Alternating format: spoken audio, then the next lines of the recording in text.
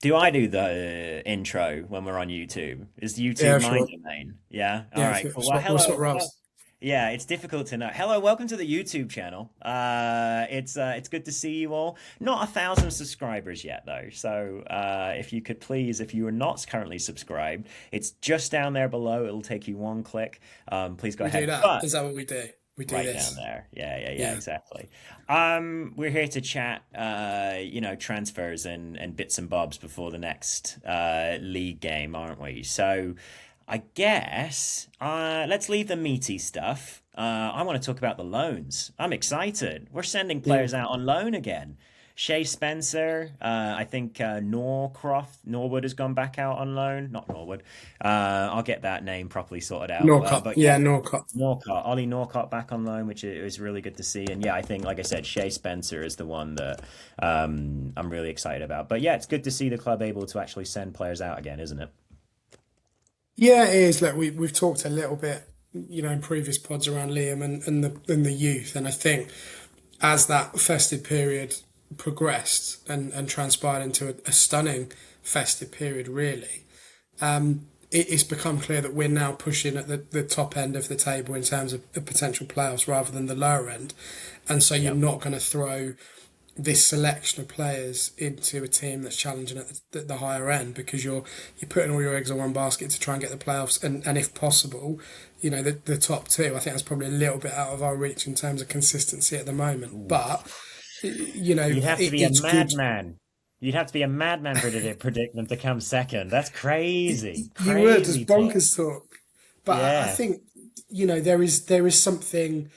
Yeah, I'm a big fan of Harrison and what he does with the academy and the way that he's got his team set up. They had an unlucky, I would say, unlucky result against Chelsea in the week, but overall the teams that I've seen him put out have been very very good in terms of consistency in the way they want to move the ball around the pitch. Certainly in transitions higher up, there's some very strong players, and actually you made the point that they're good because they're playing against their own age group. They're going out to competitive teams Yeah. in their respective leagues to challenge. And you look at Carney, who's been on loan for Forest Green or been on loan at Forest Green this season, and he's been one of their most consistent performers. If you look at the ratings and appearances, I think he scored the other week as well. So Mm. he's getting rave reviews there at the moment. I mean, Beecroft is another one I think is quite good to go out on loan.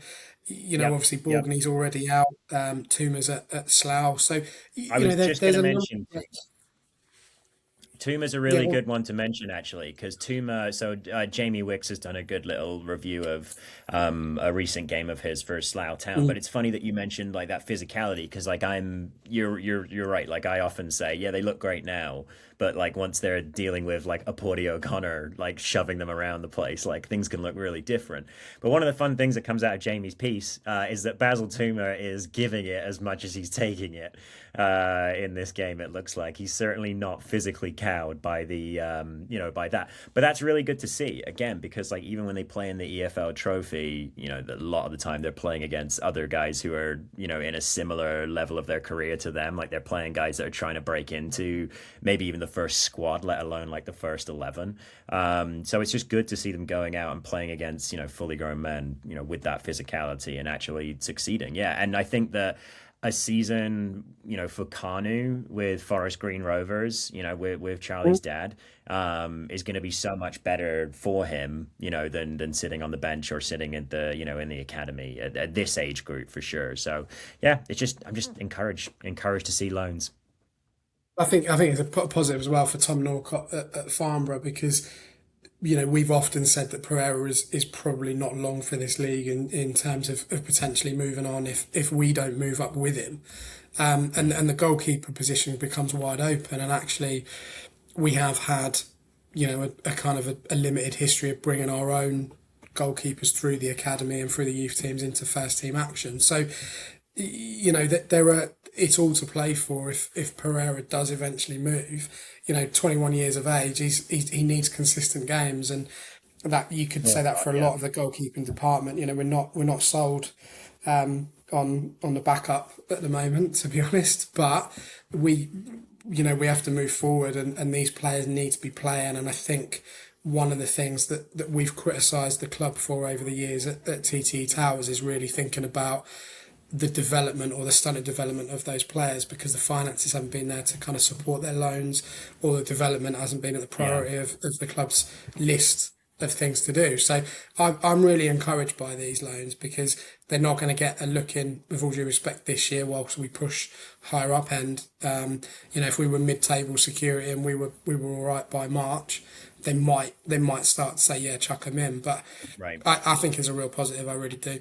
Really, I think really you're do. spot on because if you think about like Kanaya Boyce Clark, who was like heralded as this player that was going to take over Reading's goalkeeper situation at some point. Obviously it didn't quite work out for him at Reading, but I think some of that comes from the fact that they couldn't really send him on loan. He was perpetually the substitute goalkeeper for like 3 seasons, and then when he did get to come on and play, he's playing against League One players and stuff, and we all remember the game against Leighton Orient, which unfortunately saw him pretty much moved out of the team after that. But I do think that like if you have a like Norcott is getting consistent games with Slough and you're getting that time just to like bed in and get experience as a goalkeeper, I think that's just massively massively helpful. Like I think for the same reason that goalkeepers can go longer, or maybe not for the same reason, but goalkeepers can go longer into their 30s in their career, but I also think that it takes a few more years for them to kind of get to like an acceptable, if that's the right term, level. There are definitely unicorns out there who come out and they're teenagers and they immediately play pretty well, but I think it's really rare that you get a play. It's like whenever you get like a 16-year-old coming through or whatever, it's almost always like a center mid or a winger or something. It's never. Have you ever seen a teenage goalkeeper coming through? Maybe Alex McCarthy, was he a teenager? I can't remember. But Yeah, anyway, well, yeah, he's the one that you look at. Federici obviously came through development and fantastic. Federici is one of my all-time favourite goalkeepers at Reading. I yeah, think McCarthy comes with mixed reviews, particularly after he left us. But he was the only one that you'd look at and say, yeah, I can't think off the top of my head if there was anyone else in terms of a youth player coming through. Let us know in the comments on YouTube. But I don't think there was. I think we've always yeah. brought in, Al Habsi, Hanneman, Phil Whitehead. We keep coming back to Phil Whitehead. If you don't know him, Googling great goalkeeper around the early 2000s, late 90s. So, Phil White. I think there needs to be a precedent set for these goalkeepers to come in and be consistent for us. Mm. And I hopefully we can googled do it. Phil Whitehead, if that helps, Oh, and it's it just quality, mate. showed me He's so the good. well, it just showed me the CEO of Molson Coors, so I'm not sure that's the same. Right. Okay. Well, yeah, we're Yeah, not here to promote no. beer. Should we talk Absolutely not. about? Oh, ding, very nice. Should we talk about rejected offers Yeah. from the week? Exactly. Yeah, yeah. Yes. So some piddling idiots down the road have had an offer rejected for one Mm. of our starters. Do you want to talk about it?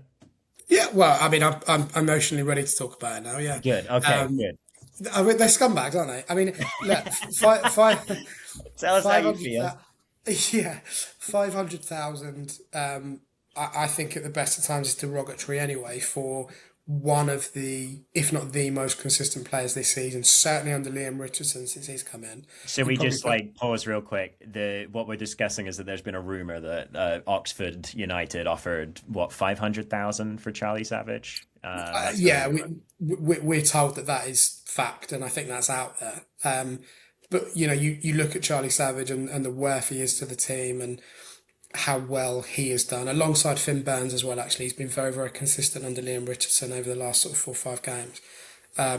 So I think 500,000 first of all is a test of waters. There'll obviously be add-ons to that. I don't know how much, but you wouldn't just leave it at 500,000. They'd go, No. yeah, if we stay in a championship, you get more or whatever. But I just think the club are in a situation now where they don't want to be selling to local rivals in Yeah. inverted commas, and I don't like Oxford, but I don't see them as our traditional rivals. It's Swindon for me. 100% Yeah. it's always Swindon. They're a local rival. I think that we're in the same ballpark. I think Oxford will get relegated from that league. Whether or not we go up, I don't know. But we're kind of there or thereabouts of each other at the moment. And I think the club, unless it's a ridiculous offer, which it won't be from a club like Oxford or anyone in the lower end of the championship, they don't need to sell. He's got 18 months on his contract. I think he should have ambitions higher. than Oxford United, That's the and key bit for me. 18 of months left course on the contract. I mean, like the you need ball's to in do his court. something. Yeah, you need to do something more significant to make the club actually like even get out of bed if there's 18 months remaining on the contract. Yeah. And I think that also, like you said, like we're in a position where we don't want to be selling players and we don't have to as much as we did Be anymore. horrible, And I horrible aesthetic for the new ownership if their first 100%. sell in Yeah. the January transfer window was to Oxford United. You know, Yeah. it would be absolutely. Well, it could be worse. It could be to Wickham. That would be worse. Yeah, I mean that would be That would probably be a the pretty optics of funny that would visual. be quite. Yeah, that's a good point, actually, mate. Yeah, that is a Yeah. good point. Yeah, yeah, yeah. Um, but I just feel now that with Charlie, and look, it's not always been plain sailing. I've always backed him because I think he's a good player. I saw a good player in the youth team at United, and obviously him coming into our team, it wasn't easy to start with. But I think now we're seeing the belief that Noel Hunt put in him. I think we're seeing the work ethic that he brings all the time.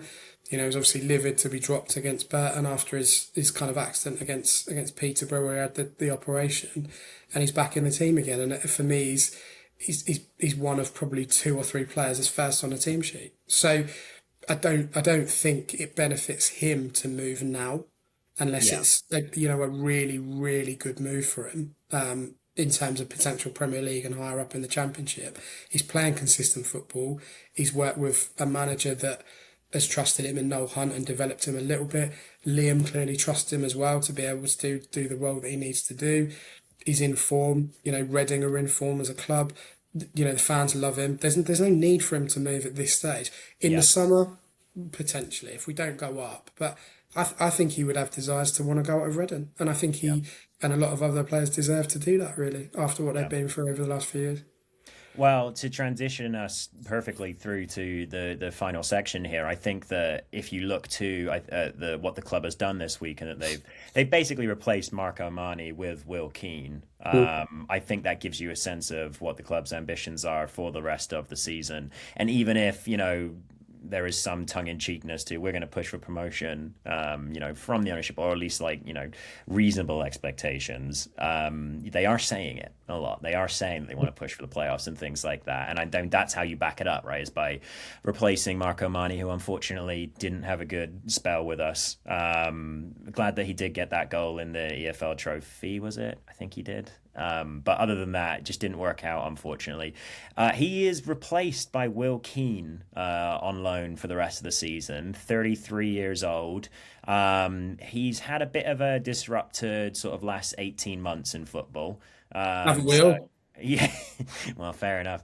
But not so many goals last season, and then he's been injured most of this season, so that's been kind of limiting him. But a striker who consistently scored, a couple seasons with more than 10 goals in the Championship, just 2 seasons ago now, outscored his XG in 23-24, which implies, a player who, it's got a pretty good finish on him, really. So, yeah, are you excited about this, Ben? Where are you expecting? How much are you expecting to see of Will Keane before the end of the year? Well, we had this conversation in a week on, in the chat around does he start? And there's no justification whatsoever for dropping Jack Marriott. Yeah, Now, not yet. when Jack Marriott was injured and not available, our performances, bombed, Yeah, absolutely bombed. And what we have consistently said as a group that we really like Kelvin, Long Kelvin, but he's not a striker. I think he did the best he could. I think he was very harshly criticised at a time when the overall narrative around the club was negative anyway. But that frees him up to do his actual role in terms of being a winger.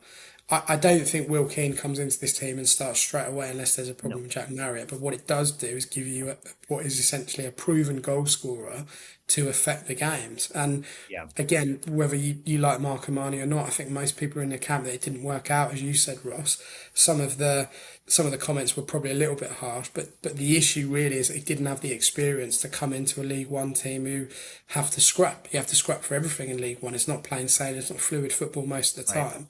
Whereas Will Keane, as you pointed out his stats, I think he scored, you said 22, 23, 24. I think he got 13 that Yeah, you got season. 13. Yeah, 22, 23, he got 12 goals in more games. So there's a fair It's a Yaku consistency there. Mate in the championship, basically, Exactly right? right. And I think, the online view and from listening to some of the stuff that Preston fans have put out on YouTube and social media is that he he's well liked there. It's just not been his season at all. Yeah, And I think what it does do is give us a proven goal scorer in a similar vein, and it will never replace him. But obviously, to this man, I keep this all the time now, Jason Roberts, who I've time and again said was just an absolute club changer, let alone game yeah. changer. He was unreal, and he was similar age, if not a little bit older, when he came to us at that time. So I think it's a really positive signing. I think it comes with very little risk because if it doesn't work out, he goes back in a couple of months anyway. Yeah. I think it's a good deal for us in terms of financial. It gives us an option. Yeah, I'm really really pleased with it. It You strikes me know, as somewhere where Preston know there's a player in there and they're essentially giving him to us to do yeah, his injury rehab. And yeah, there is probably things in the deal, and I'm just speculating nonsense, but there's probably things in the deal that make it easier for Reading to pursue a full-time, transfer if things do work out. So, hey, you know what I'm hoping for? It's the year of bold predictions. He's going to come in and immediately break the goal scoring record that Jack Marriott broke when he came in. That's my plan for this year. So anyway, transfers. Just a quick little video for you guys, just to check in on those things that have happened this week. We'll be back yeah. with the regular pod next week, and yeah, enjoy the women's chat as well. Subscribe. Thank Definitely you. subscribe. Love to the family. Love to the family. Subscribe.